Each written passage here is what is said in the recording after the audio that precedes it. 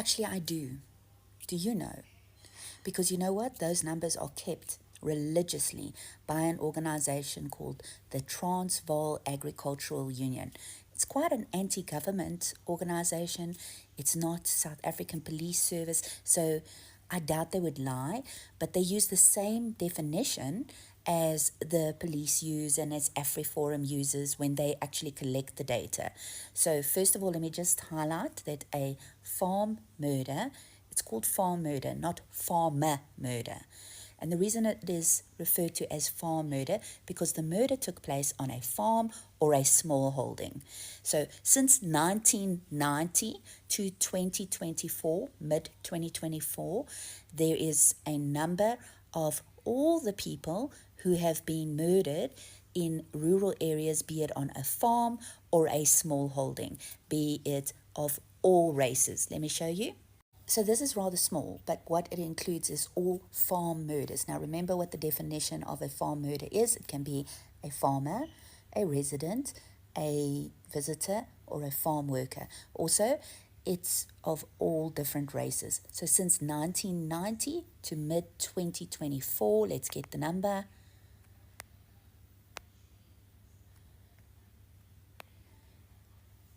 2,285 people have been murdered on farms or small holdings. So yes, I do. And I'm in South Africa. I'm also the granddaughter of a farmer who actually survived a farm attack. So it's very important for me to correct this disinformation in his memory. It does matter. It matters. You can't tell the world that 4,000 people, 4,000 white people have been killed by black people, put up 4,000 crosses when the actual crosses that should be there is 2,000, and a lot of those crosses are in that ground because white people have killed white people. So yes, it matters. It matters because if you want people to give attention to your cause, which happens to be rural safety, then you should be honest. It matters because if you want to keep out the grifters and people that steal people's money, then you should be honest about your cause. You should not be spreading disinformation. So, of course it matters.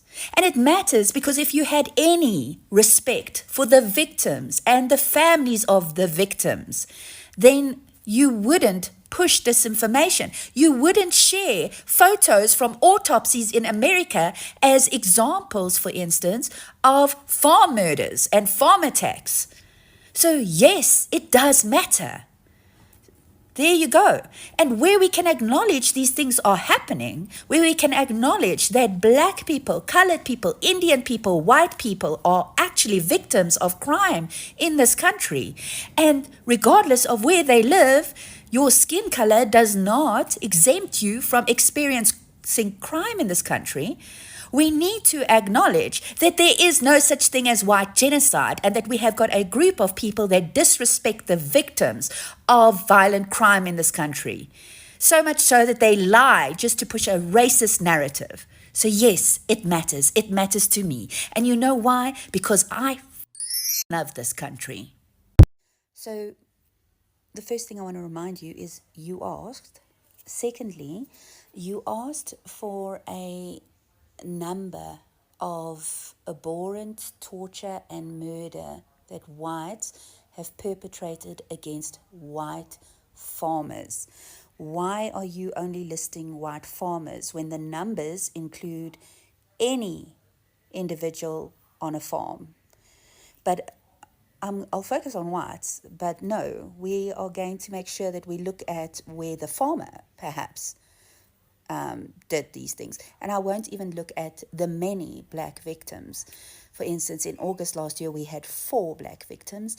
2 of them were shot and thrown to the pigs. The other 2 were burnt alive after being assaulted and put in barrels and then burnt alive. So we'll leave them out, but let's take, and I assume that those things count as torture, but let's take a look at the murders on farms committed by white people. And I'm only going to list 4 ongoing cases right now. Okay, so you did say that we are not allowed to refer to DV. However, this is a murder that took place on a farm, and I think that Theonette does matter. She was allegedly beaten to death. There was a huge amount of blood all over. And as you can see, she is much smaller than Johan, and this happened on a farm. And then he took her body half naked, threw her on a railway line, and went and reported her missing.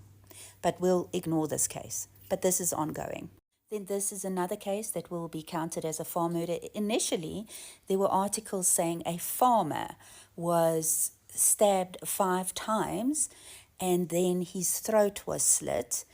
However, when it came out that no, the perpetrators didn't look exactly like they thought the perpetrators should look, they decided that Burkhard Newman was no longer a farmer. However, again, this will be a farm murder and it will be part of the numbers. It's already been taken into account. This is Henny Venter, also stayed on a farm. He was beaten and then he was chopped up and he was his remains were set alight, and the perpetrators of this were also 2 white Afrikaans men, also on a farm, and also his remains were found on another farm. And this is Shirley Bilson from Piketberg. She was beaten over an extended period by her son, a farmer from Piketberg, Andrew Bilson. And he initially told the hospital staff that she had fell. She was alive when she got to hospital, but then when they started looking at the marks on her body, they noticed that a lot of the marks were older marks. So, and she died. Shirley Bilson passed away. She was 81 years old. And this is Jurgen Nel. He was an employee of Sunel Uber on her farm. His body was found with 6 stab wounds in his room on the farm. And Sunel Uber has been arrested for allegedly murdering Jurgen Nel. Now, I am going backwards now from court cases that are current right to the early 90s to dispel this myth of white genocide, but also to actually give voices for the white victims that seem to be forgotten in the need to push a racist narrative around farm murders. Because most of those cases, besides, I believe, Theonette, will be mentioned and counted as farm murders, because a farm murder is just referring to where it happens. So in other words, did it happen on a farm or a small holding?